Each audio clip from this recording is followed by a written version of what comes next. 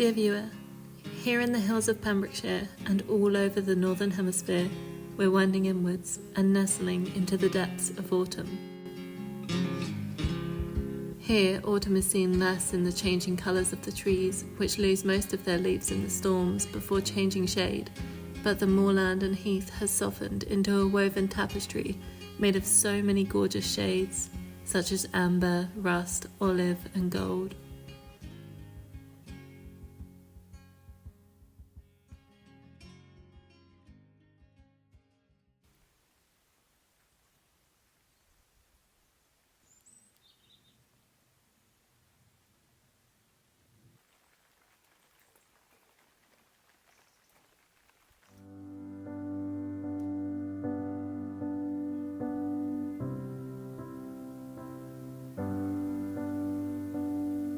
At our own little spot in the clouds, fog is common year-round.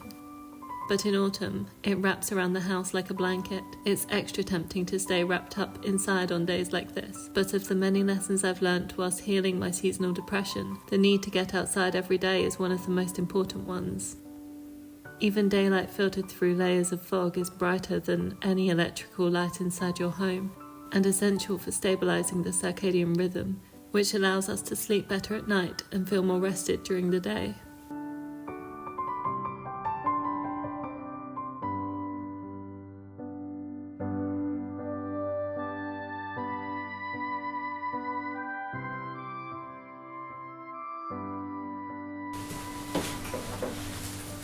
Good morning from my little shepherd's hut / art studio, or at least hopefully at some point it will be. Even though it's not finished yet, I spend most mornings here because it feels like such a nice and peaceful place, a space that's just mine. We actually got it to the point where it was almost finished, and then we had some storms recently which blew my lovely reclaimed doors into the side of the shepherd hut, blew them open in the middle of the night, and all of the panels were smashed, and then the wood had rotted without me realising it on the inside, and that had kind of split and separated, and so I need to get entirely new doors. And because the entranceway is such an odd shape, it's really hard to find doors that will fit exactly, and bespoke doors or made to measure doors are so expensive, so that's the current obstacle in the way of this place becoming my future little art studio. But it's nice to spend time here even though it's not finished yet, as long as I have a blanket to keep me warm and a hot water bottle and a hot mug of tea, then it's all good. But hopefully it will be finished in time for winter. I'm planning to put a log burner there and have this end of the shepherd's hut as kind of like the cosy, snuggly end. I have thought about putting a desk on the other side of the shepherd's hut, but I'm not sure if I would do it or not yet, because I'm the kind of person that likes to spread out with all of my stuff all over the floor, big pieces of paper to draw on or laptops to work on. Although, having said that, I think I'm going to try and keep this a minimum tech space, and I'm not going to have electricity installed. I'm just going to get like USB rechargeable lights, because if I think back to my childhood, the times that I've been the most inspired to stay up through the night writing, for example, or painting or drawing, it's been, well, there wasn't, in my childhood there was no access to Wi-Fi in my bedroom, and so I couldn't just distract myself by looking things up on the internet or looking on Pinterest.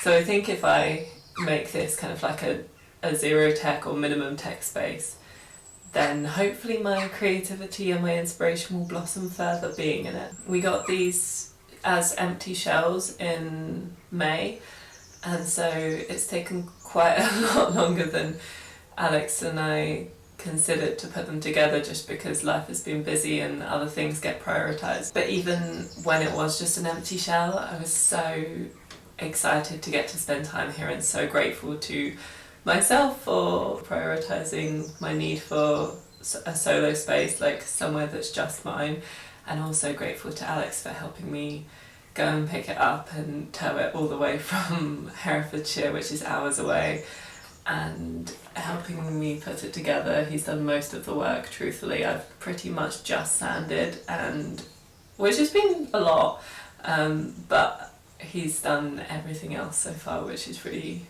really sweet of him.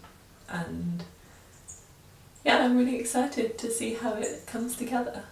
We went to the Brecon Beacons yesterday to try and find autumn, which is becoming a bit of a autumnal yearly tradition, because Pembrokeshire autumn, I mean, we don't have that many trees here because it's so exposed, and it's very, very agricultural. And although there are pockets of wild, like we have really beautiful hills here that feel like you're walking into Wuthering Heights, with wild ponies, which I have actually filmed recently, so they'll probably have already been in this video. There's not a huge amount of forest, there's not a huge amount of trees that are sheltered enough from the wind so that they don't get completely blasted and lose all of their colours really early. And I really love that. I love the seasons. I love being able to go and see all of the trees changing in autumn. So we went yesterday to the Brecon Beacons and Monmouthshire just to see all of it. It's so beautiful around there, and we just wanted to go and see all of the autumn colours and drive around and go to coffee shops, like a really lovely Gilmore Girls-esque kind of Sunday. And now the rest of the week is going to be pretty calm, I think. I really would like to start getting better at holding myself accountable for doing things and gently, kindly pushing myself to create more and to, I don't want to say achieve in this kind of weird toxic sense of achievement, but just to do more, I guess, because I've been having so many dreams recently where I'm on an escalator or I'm walking upstairs and I suddenly get really scared of heights, and I'm not scared of heights in real life, but in my dreams I'm like, oh my gosh, I'm getting too high, this is too scary, I must come down. And I think it's my subconscious trying to tell me that I feel really scared of achieving because I feel really scared of failure, which is true, and I think so many people do. But I'm going to really try and push myself to be a bit braver and bolder this week and start some projects and continue with some projects that I've been putting on the back burner for a little while because I've just been too scared to start, I suppose, or too scared to fail. But for now, I'm just going to sit here with my tea. I'm going to turn my camera off in a second, say goodbye to you, and then probably have a little meditate because I haven't done that yet this morning, and that makes such a difference to every day. I find if I don't meditate that day, it feels like I haven't showered, like my spiritual hygiene is really poor. So I'm going to do that and then do some journaling and try to figure out where I should be putting my intentions right now. Oh, and also this is my rocking chair, this bentwood rocking chair that I found on Facebook Marketplace recently, and it's so much fun. It makes me feel like a little girl again. I love it.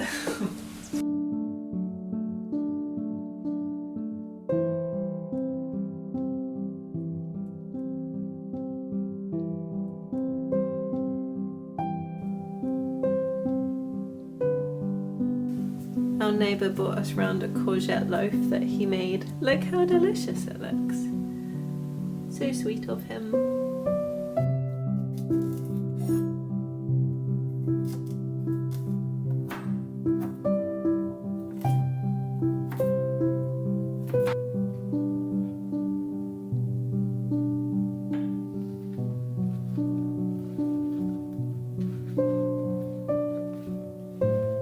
Over the last few years, I've been adjusting my lifestyle to be more in tune with the seasons and the lessons that each one can bring.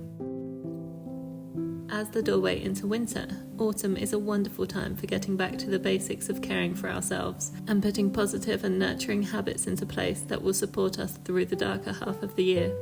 Just like squirrels stowing away nuts, it's important to gather our store at this time of year, which means soaking up as much of the fading light as possible, putting effort into the relationships in our lives, organising our homes and our finances, and doing everything we can to release anxieties and make sure that all of our cups are filled before we stow away for the winter.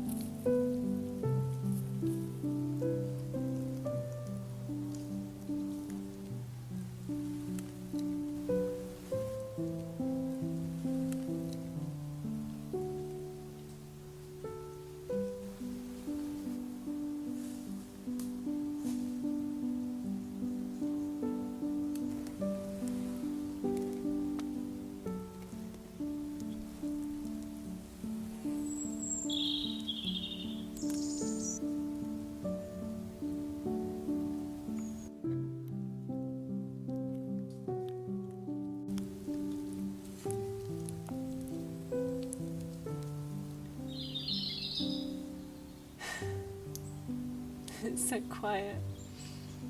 I came here with my tea because I wanted to be in nature today. Lemon and ginger. And it's so peaceful. It's really rare here that we get days like this where there's just absolutely no wind whatsoever.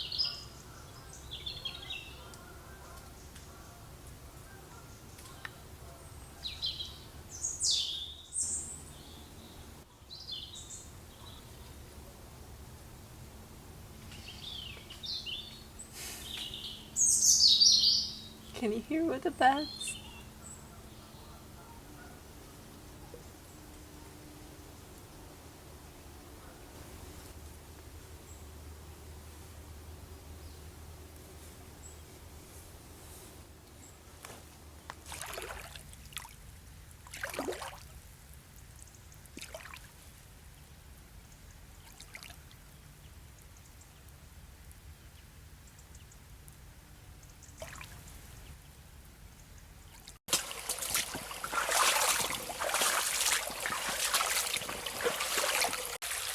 I found this stone this time last year here, and it's been in our house over the fireplace ever since, just lending us its beautiful energy from the fairy stream, and now I feel like it's time to return it so that it can soak up its energy once again.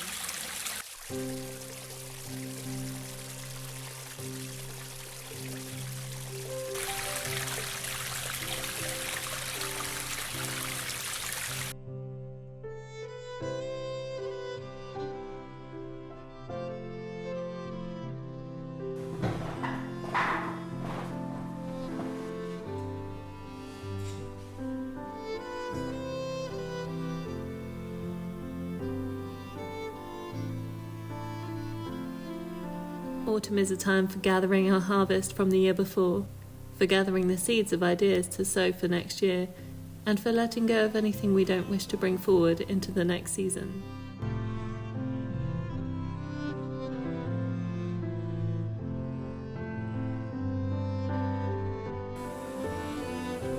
Ooh, yummy, yummy, yummy pumpkin pie.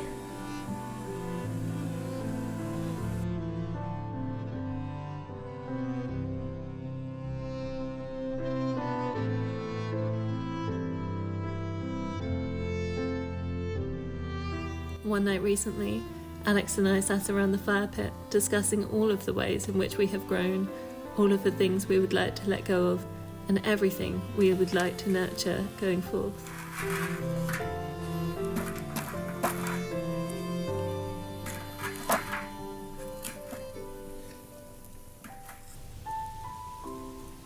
It's pretty, isn't it? This evening around the fire left me with ideas for the shadow work I would like to do this winter, and with sparks of inspiration to guide me through the dark.